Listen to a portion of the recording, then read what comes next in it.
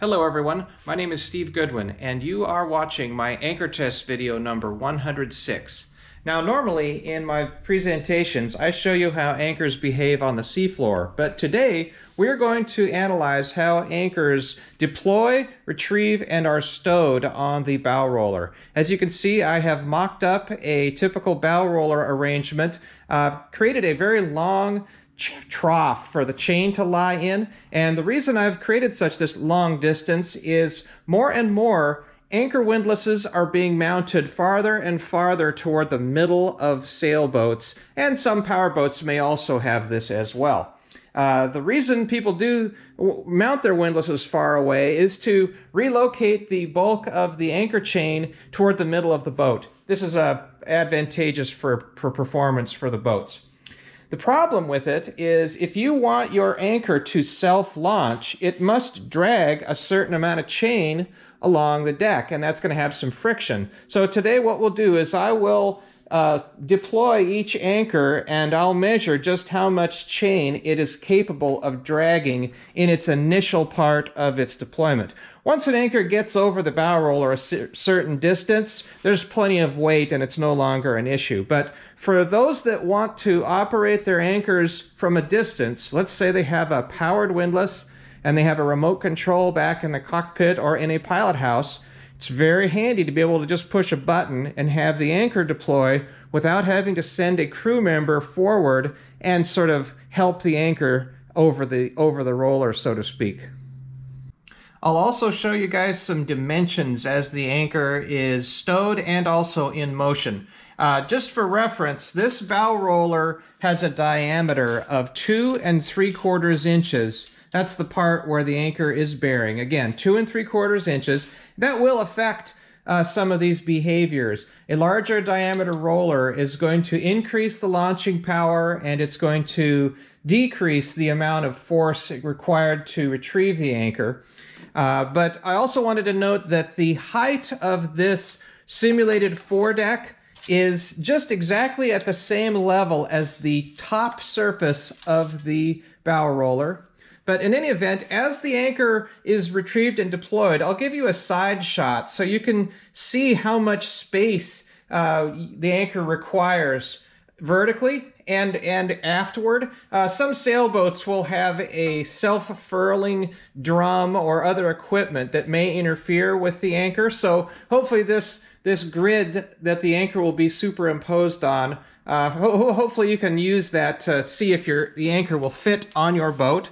Also, I'll take a measurement down underneath here and give you an idea of where in space the toe of the anchor is in relation to the center line of the bow roller. As you can see, I've got a grid marked off 3, 6, 9, 12 inches. That's aft of the center line of a 2 3/4 inch diameter roller. I'll also measure downward so we can get a XY coordinate in space where this tip is. Now, some boats don't have the problem of an anchor windlass that's mounted too far aft. They may have a windlass or other anchor handling hardware that's mounted too close to the roller. And in that case, if you have a really long shank, there just might not be enough space. So I'm going to give you another measurement, and that will be from the center line of this 2 3/4 inch diameter roller, and we'll come back past the inboard edge of the shank itself, but we'll go all the way to the inboard face of the chain attach hardware. Most anchors will just use a single shackle, but for this CQR, you need to use 2 shackles. Another example would be the Ultra. It uses a swivel to attach a chain. So again, I'll measure to the inboard face of whatever hardware is present, and that'll tell you where your wildcat will need to be, your windlass wildcat. If it's in any closer, it's just not going to work. You won't get your anchor home in the roller. On retrieval, some anchors will require a very high amount of force to get the anchor up over the first part of the roller, so I will measure that. Also, I will turn the anchors around backwards intentionally so we can observe whether or not and how they can sort of correct themselves.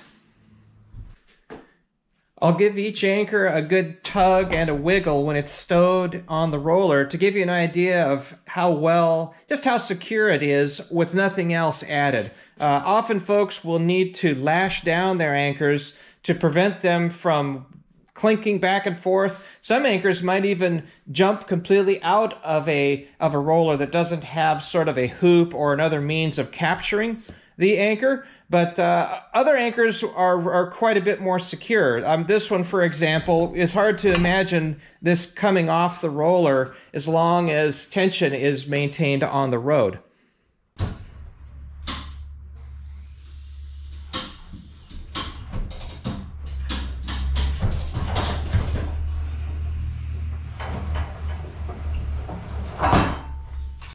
That's as far as it'll go.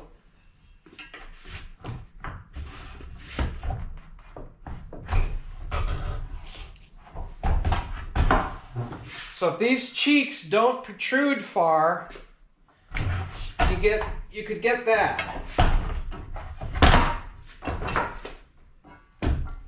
Also, even if these did protrude, you get a big wave coming up from beneath, you can get that. So the toe is 9 inches down and 8 inches aft. 3 feet, 2 feet. Okay. No self-launching power whatsoever. Nothing.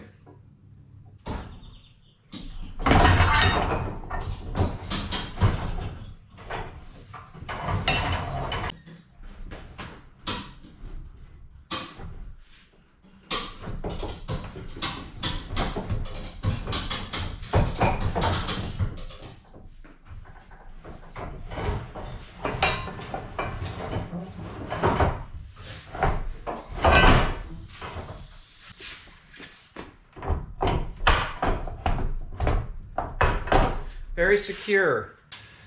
10 inches down, 9 inches aft. No self-launching.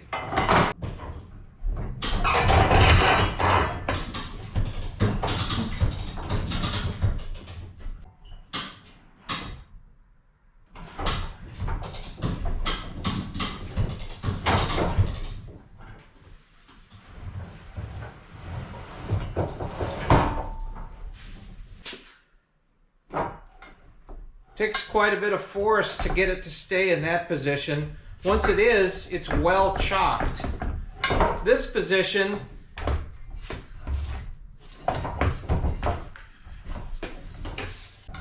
I'll measure how much that takes.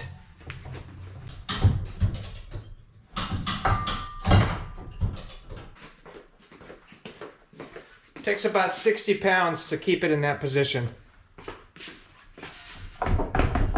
Once there, it's very secure. 7 inches down, 8 inches aft.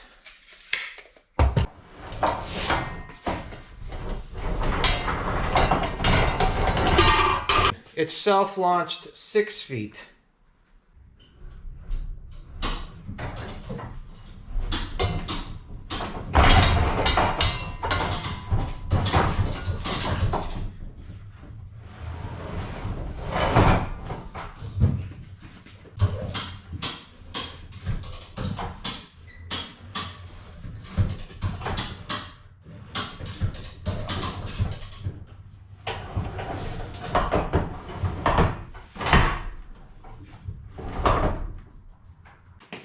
Okay, it was 75 pounds up over the hump, and it looks like there's 2 places where it might lie. This would be with light tension. Now, light tension, easy to come out of that roller.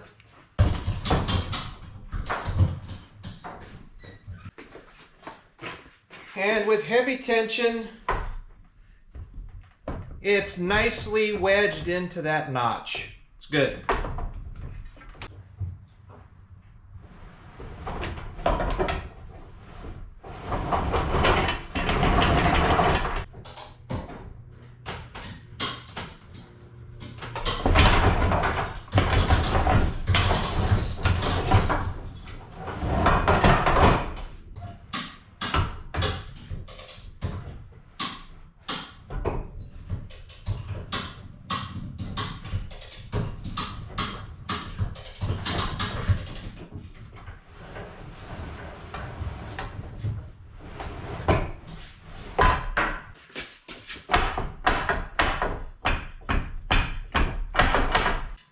8 inches down, 8.5 inches aft of center line.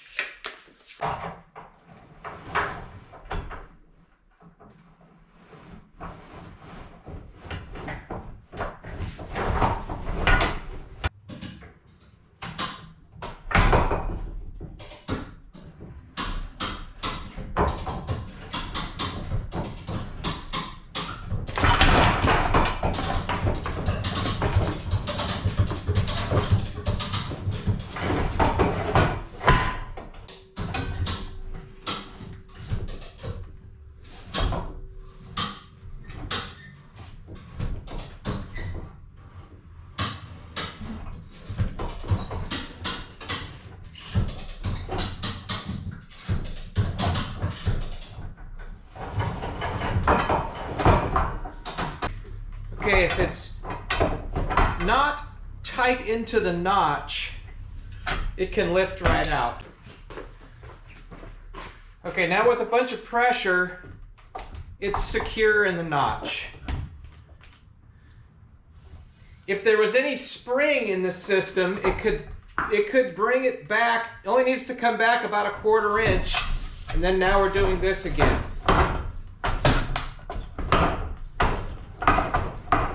But again, a lot of force, that would be secure.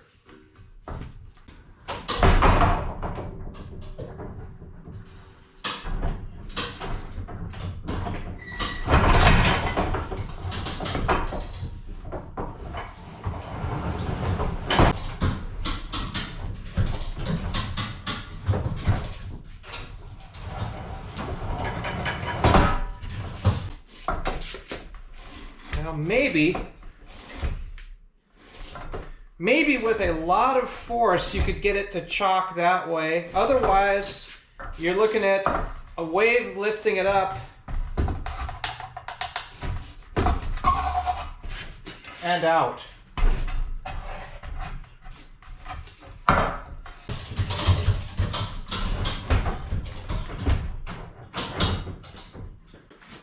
Okay, there's 160 pounds of force on it now, and that is completely secure.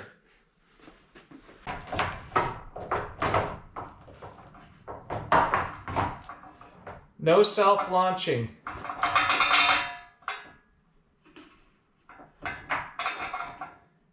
Okay, if it's elevated about 3 inches, it will just self-launch the anchor only.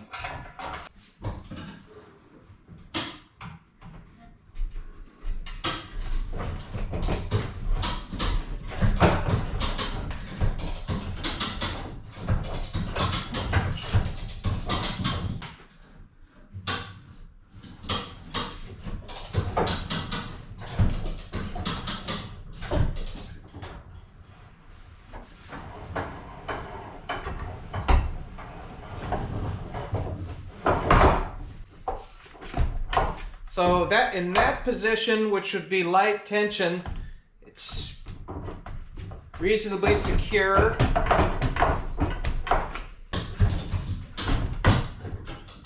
And now with 140 pounds of tension, it's in the other notch and very secure.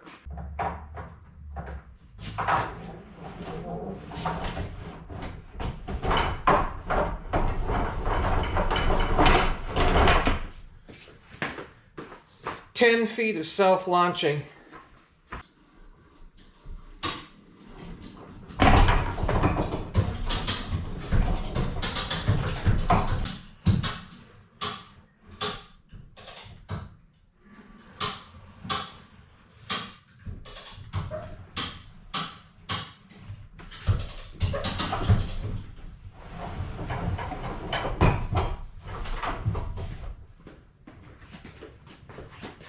Okay, it was 60 pounds up and over. And okay, with light tension, I will go more tension.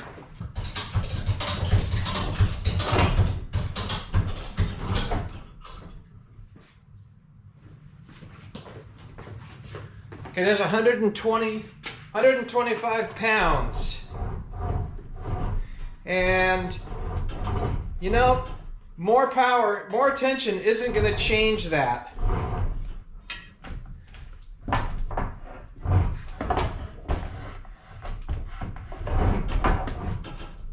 It's not coming out, but there's a lot of surface area. If you plunge the bow into the water and a wave hits this and pushes up, you're going to get that.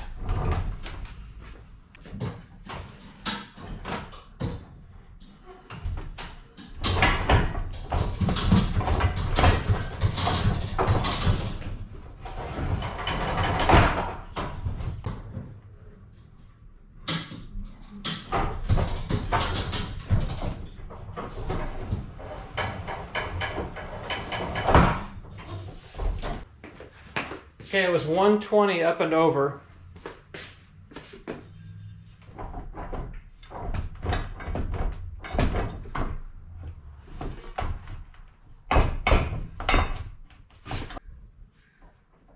Okay, there's 5 feet of self-launching.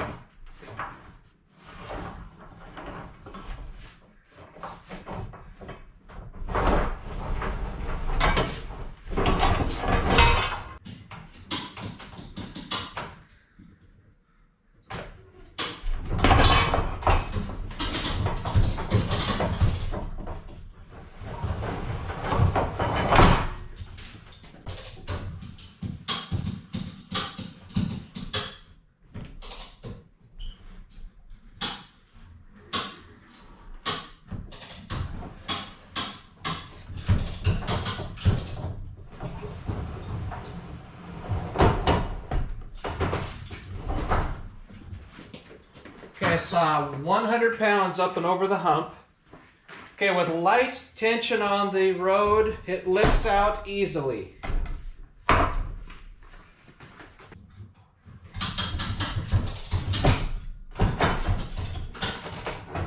Okay, that's 300 pounds tension, and it is beautifully locked. Absolutely cannot move.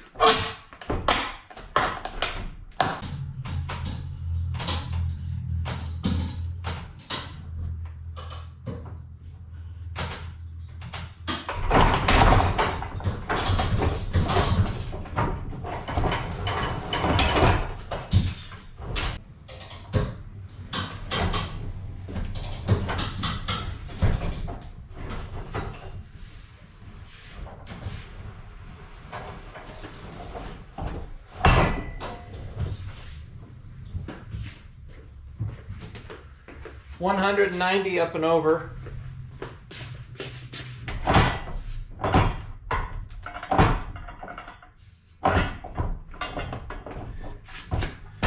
Oh, it has this notch, but it's a little small for this roller. It doesn't get a real good lock unless you put a ton of pressure on. Okay, there's a lot of pressure on it.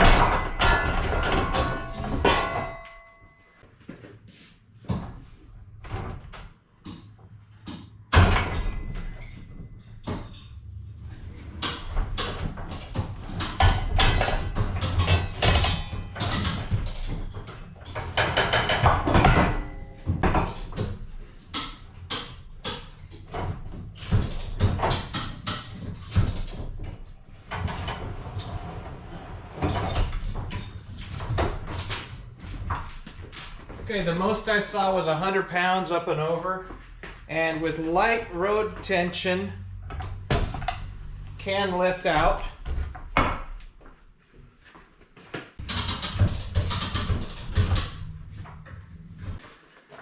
Okay, there's 300 pounds of tension, and it is absolutely locked.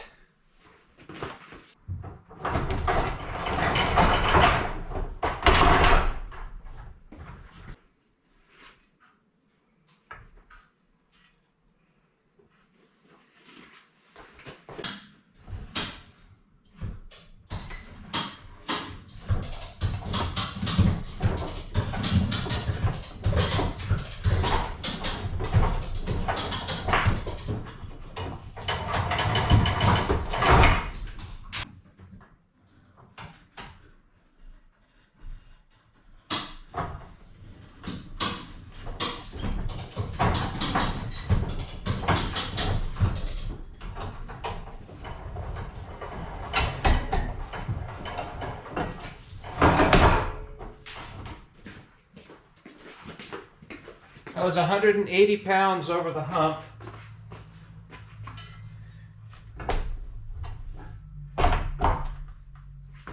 Okay, the notch is there, but it can come up.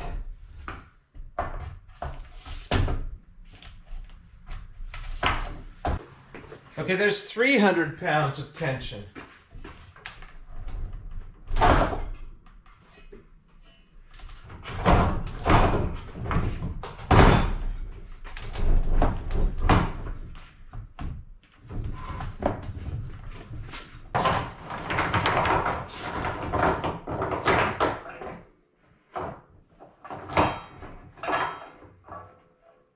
No self-launching. It's right on the balance point.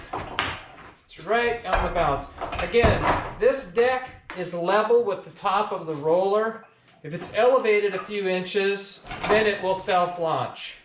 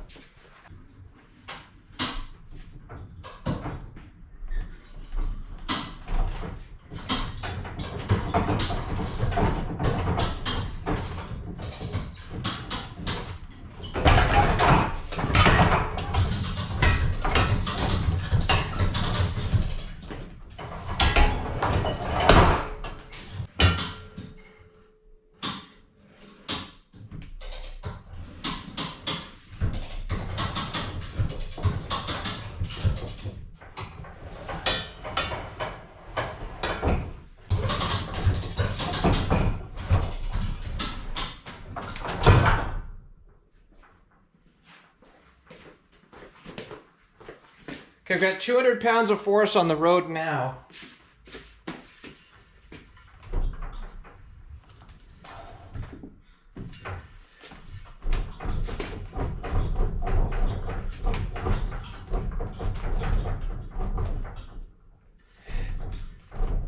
There's no real positive place where it wants to be. It's secure, but it has the potential to move.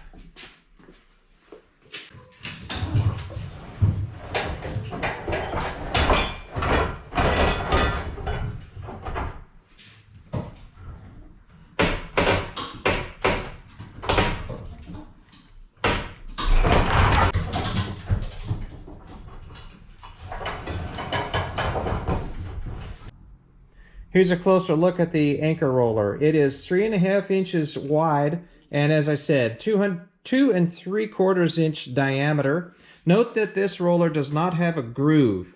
I've never had a problem with this smooth face. I've been using it for 40 years. It's slightly worn with some very, very shallow sort of grooves, and the significance of those, I believe, when anchors come up upside down and are exactly supported on the back side of their shanks, if that's a nice flat surface, they'll probably stay in the inverted position. But with these undulations, means the anchor is more likely to lose its balance and flip right side up.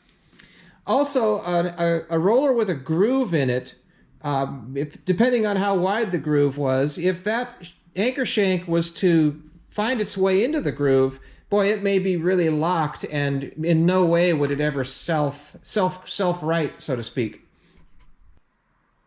Okay, that's a wrap for the bow roller testing. It's not groundbreaking data, but I think some of you will find that information useful. Certainly, if you need an anchor to self-launch and drag some chain with it, you'll want to choose anchors with the higher numbers from my chart.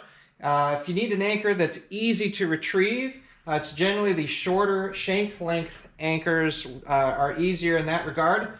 Speaking of which, the Epsilon is the shortest shank of them all. It was about a 20-inch number. That compares to the CQR, which is a full 3 feet, 36 inches. So quite a range of lengths to these shanks. Certainly for retrieval in the upside down or backwards condition, the Ultra is far and away the best for that. They have that custom swivel that's designed specifically to allow the anchor to pivot very early in the retrieval and orient correctly. Here's a closer look at that new Lumar Epsilon anchor. I have not tested it yet. It has been donated to me temporarily. It's on loan from an individual who's waiting for their new boat to be delivered. So I've got a bit of time. So this spring I will get to this anchor and test it thoroughly. Stay tuned for that. You've seen this Fortress FX85 before. I described this as a dead man anchor for some future winch testing I plan on doing, and that's going to become a key part of my testing. I'll be able to finally pull the larger anchors up to and hopefully beyond their maximum. So that's going to be the dead man anchor. It'll be off the bow of the test boat. The rode will be part of this 3/8 inch UHMW PE or high modulus rope. It's got a 20,000 pound braking strength, and I'm setting up this system to be able to pull up to 5,000 pounds. So we've got a generous safety margin. I will create the pulling force or pull with this truck winch. It's rated at 10,000 pounds. It's going to be mounted to a carriage that will be free to move, but will be anchored in place by the load cell or the sensor of this load readout equipment. The readout's going to be positioned remotely. So that'll be attached to the winch, and then this end will be attached to strong eye bolts that will pass through the transom of the test boat. And on the other side of the transom on those eyes, we'll then affix the rode to the test anchor. So I'm hoping to train video camera right at the readout, and I'll put that on the video overlaid on the seafloor video. So we'll be able to get real-time readouts of the pull as we're watching the anchor moving or maybe not moving.